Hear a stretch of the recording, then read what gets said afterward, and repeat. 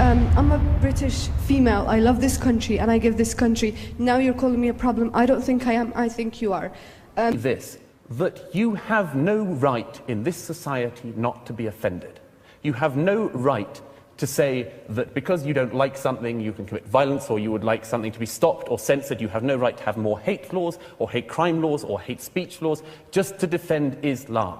You have to realize, the Muslims of Europe have to realize, that a society... Hello beautiful people, welcome back again to another react show. Guys, I'm going to be taking this video from Modern Wisdom, and I'll be reacting to this video titled "This is not racism, Douglas Murray leaves young Muslims speechless on free speech." Guys, I hope you guys understand the word free speech. Anyway, we are going to find out. So without further ado, let's dive into it and watch it out. I'm a British female. I love this country and I give this country. Now you're calling me a problem. I don't think I am. I think you are. Second point is, as a Muslim female, okay, my parents might not... But do not mix up somebody, a thug, a racist, and so on, attacking somebody in a street with the right of Fleming and me to say what we see in the Quran, what we think of Muhammad, and maybe even asserting our right to say so. Okay, all right, now...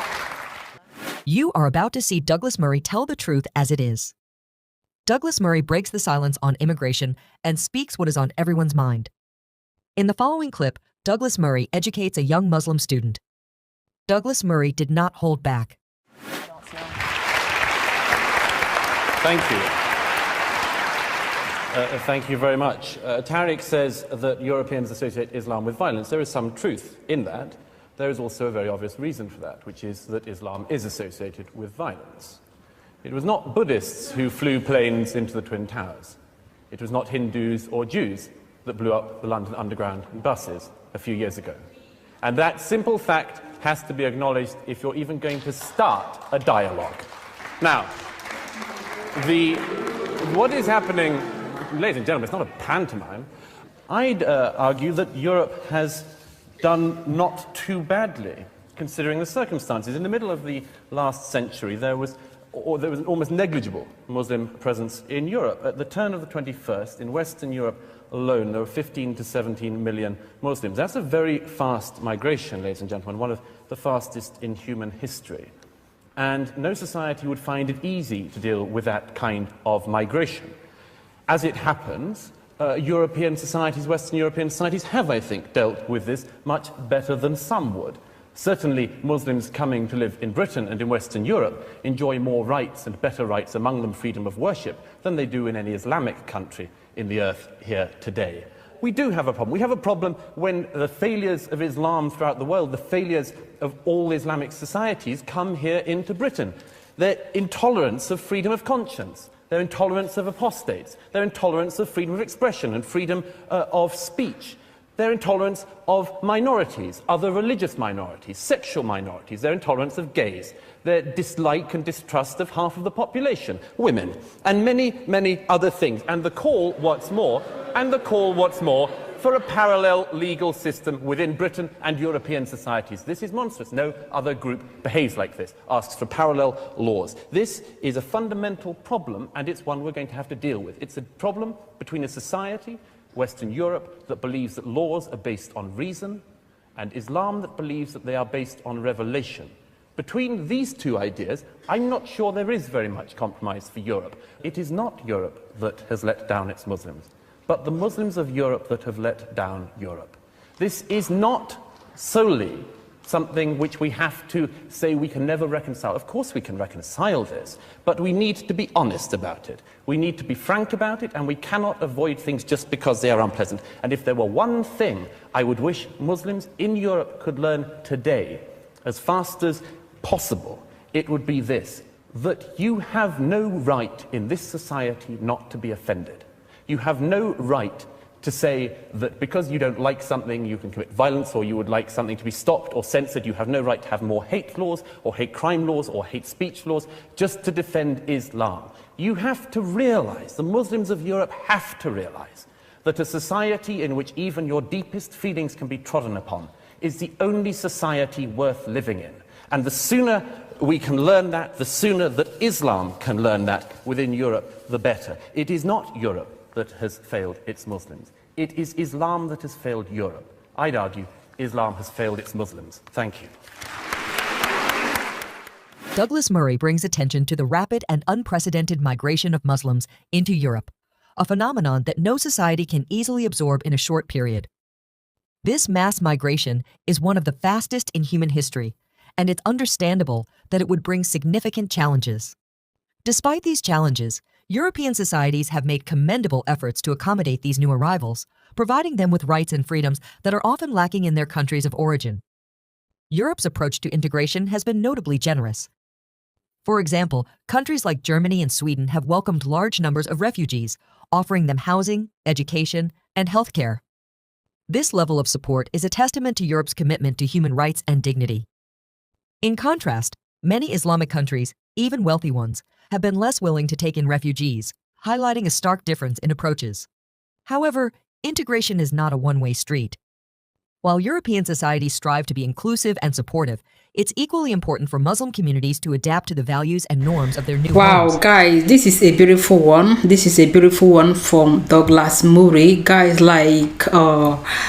I think Douglas Murray is the international voice. Yes, is international treasure.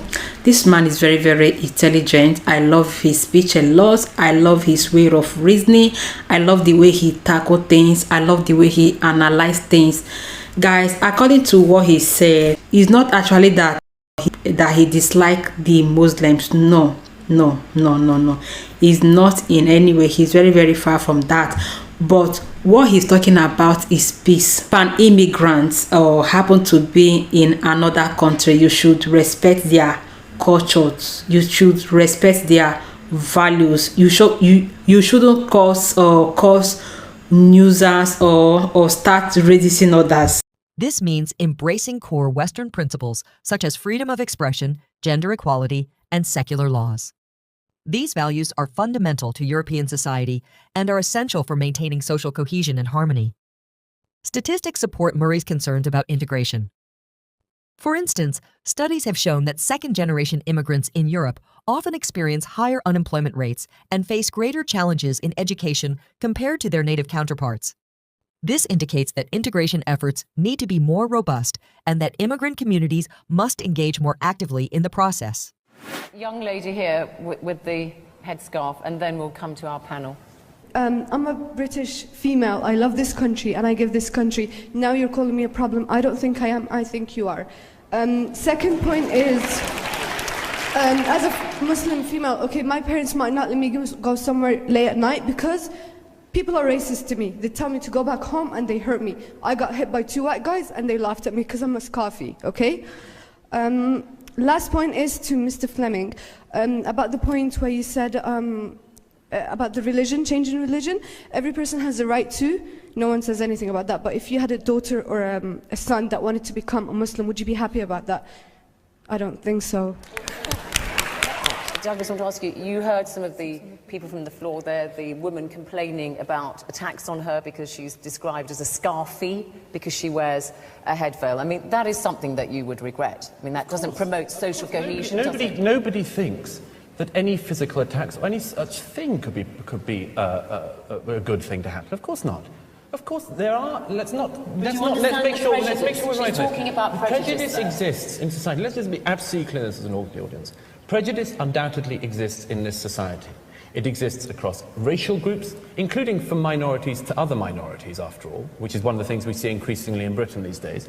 And it is also the case that people, in particularly famously lower socioeconomic groups, are likely to feel hatred for other groups. That is one of the things that has to be tackled, and everyone, I think, in this hall, I'm sure, we're in agreement that that should be tackled. But do not mix up somebody, a thug, a racist, and so on, attacking somebody in a street with the right of Fleming and me to say what we see in the Quran, what we think of Muhammad, and maybe even asserting our right to say so.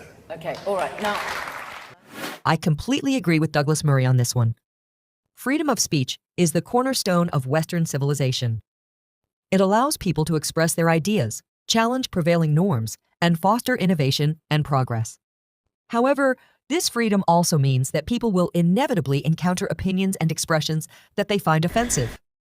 The appropriate response is not to demand censorship or special protections, but to engage in dialogue and debate. A notable example of the clash over free speech involves the publication of cartoons depicting the Prophet Muhammad. These cartoons, first published in a Danish newspaper in 2005, sparked global protests and debates about the limits of free speech.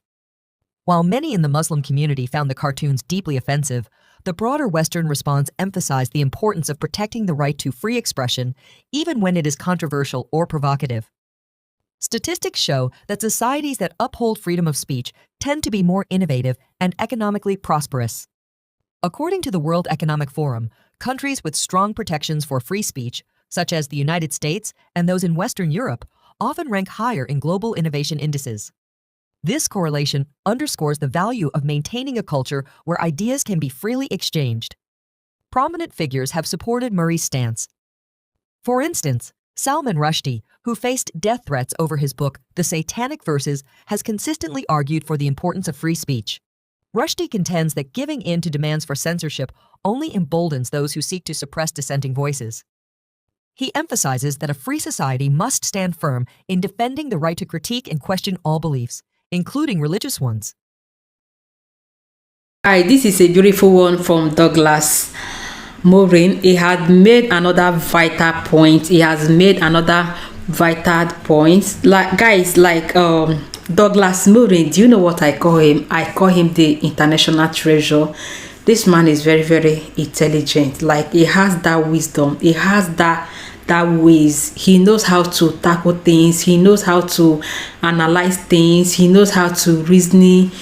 He knows how to interact. What a beautiful one from him. I really love this speech. This speech was so smooth. I love the way he analyzed everything. Guys, from the way he speak, he does not actually mean that he dislikes the Muslims. No. What he's trying to say is all about peace. Like all the immigrants, if you find yourself in some certain country, in another certain country, you should learn, you should learn to respect their laws, obey their laws, respect their values, live freely.